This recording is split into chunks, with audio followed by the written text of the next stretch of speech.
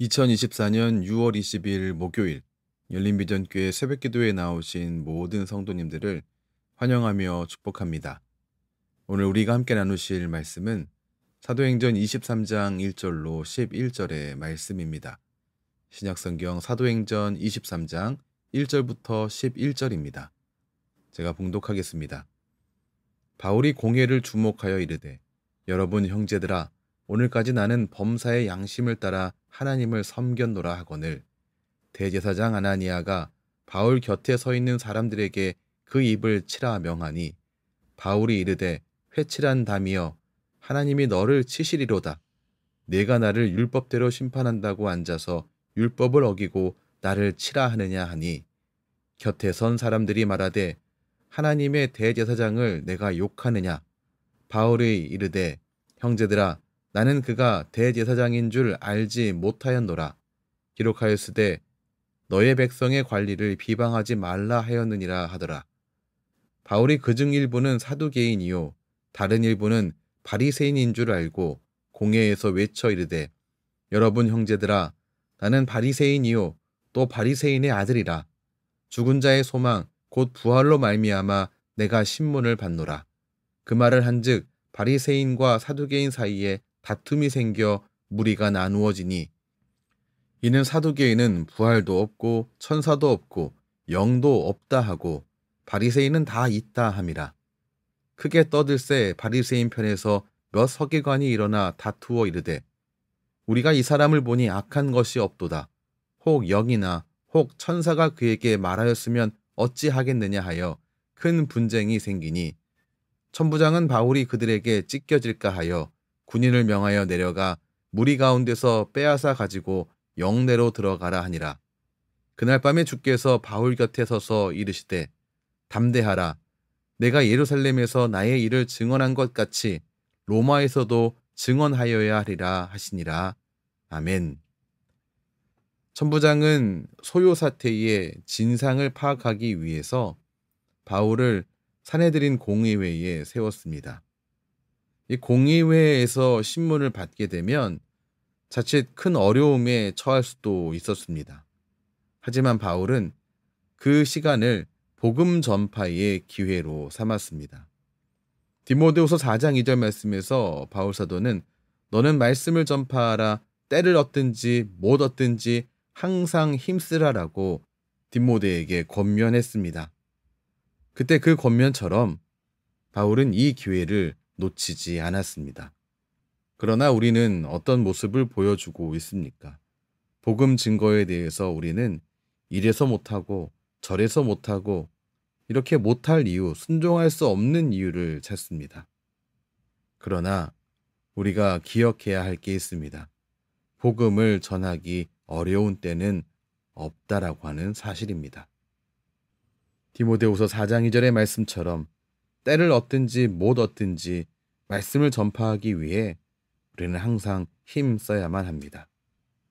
바울이 디모데후서 4장 2절의 말씀을 말로만 끝낸 것이 아니라 그의 삶을 통해서 보여주은 것처럼 우리의 삶을 통하여서도 때를 얻든지 못 얻든지 주님의 말씀을 복음을 증언하는 소중한 삶이 되어야 함이 마땅합니다.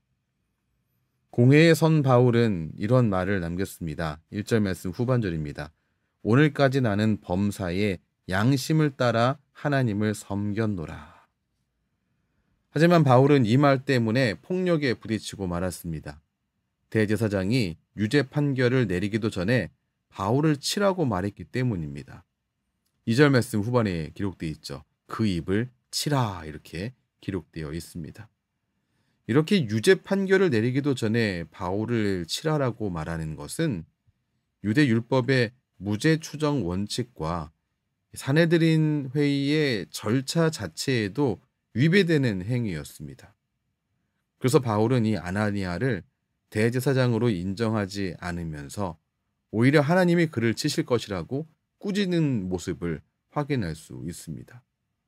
바울이 그를 꾸짖었던 이유는 이 대제사장이 해야 할 일은 이 율법을 대표하는 것인데 그의 이 행함을 통하여서 자신이 대표하기로 맹세한 율법을 어겼기 때문이었습니다. 성도된 우리 역시 그리스도인으로서 그리스도 예수를 대표하는 사람들입니다. 만약에 우리가 알고 있는 어떤 사람이 우리를 향해서 야, 내가 너 기독교인인 줄 몰랐잖아 라고 말한다면 우리는 예수 그리스도를 대표하지 못하고 있는 것입니다. 우리는 단순한 추종자, 단순한 예수님의 팬이 아니라 예수님의 제자, 대리인인 것을 기억해야 합니다. 그날 밤 주님은 바울을 격려하셨습니다. 11절 말씀에서 그날 밤에 주께서 바울 곁에 서서 이르시되 담대하라 이렇게 말씀하셨다고 기록되어 있습니다.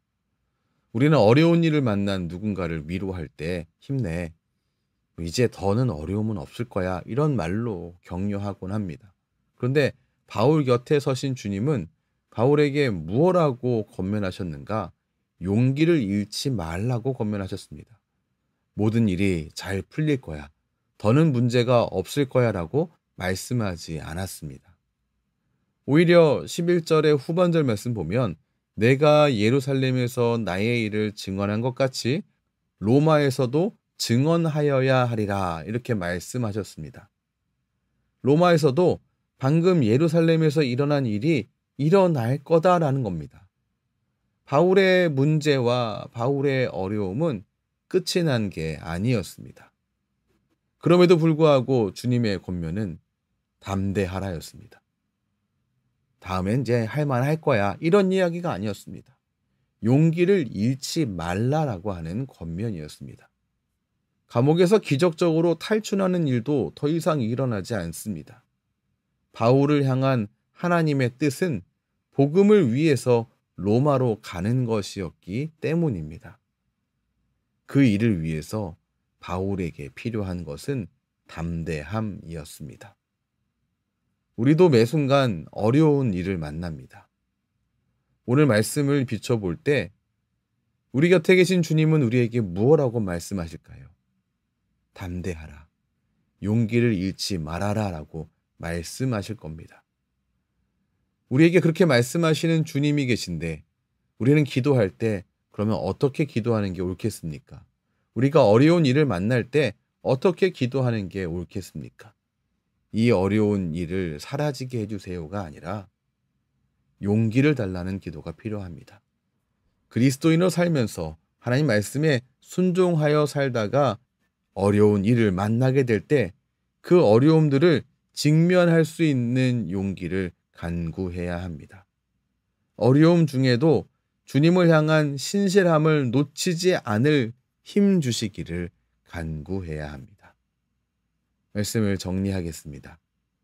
성령님께서 바울에게 담대히 말할 수 있는 용기를 주셨습니다.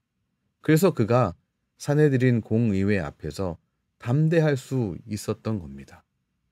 대제사장의 위협 앞에서도 담대할 수 있었습니다.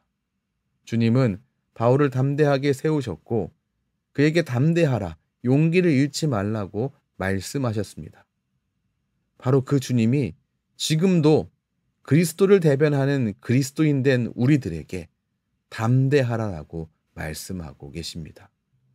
오늘 이 아침 그 담대함, 그 용기를 주님 앞에 간구하는 소중한 시간 되시기를 주님의 이름으로 축원합니다. 기도하겠습니다. 주님, 오늘 말씀을 통해 주님의 뜻을 향해 나아가는 성도는 어려움을 만날 때 피하려고 힘쓰는 게 아님을 확인했습니다. 우리 신앙의 선배 바울 사도의 모습을 통해서 확인했습니다. 주님, 말씀에 순종하다 만나게 되는 어려움들, 하나님의 뜻을 따르다가 만나는 어려움들 앞에 쪼그라들지 않고 담대할 수 있기를 원합니다. 어떤 때에도 주님을 향한 신실함을 유지할 수 있는 용기와 힘을 그리고 지혜를 허락해 주시옵소서. 예수님 이름으로 기도합니다. 아멘. 우리 주 예수 그리스도의 크신 은혜와 하나님 아버지의 무한하신 사랑하심과 성령 하나님의 교통하심이 주님의 귀한 제자된 이들의 삶 가운데에 때마다 일마다 충만하게 넘치시기를 축원하옵나이다. 아멘.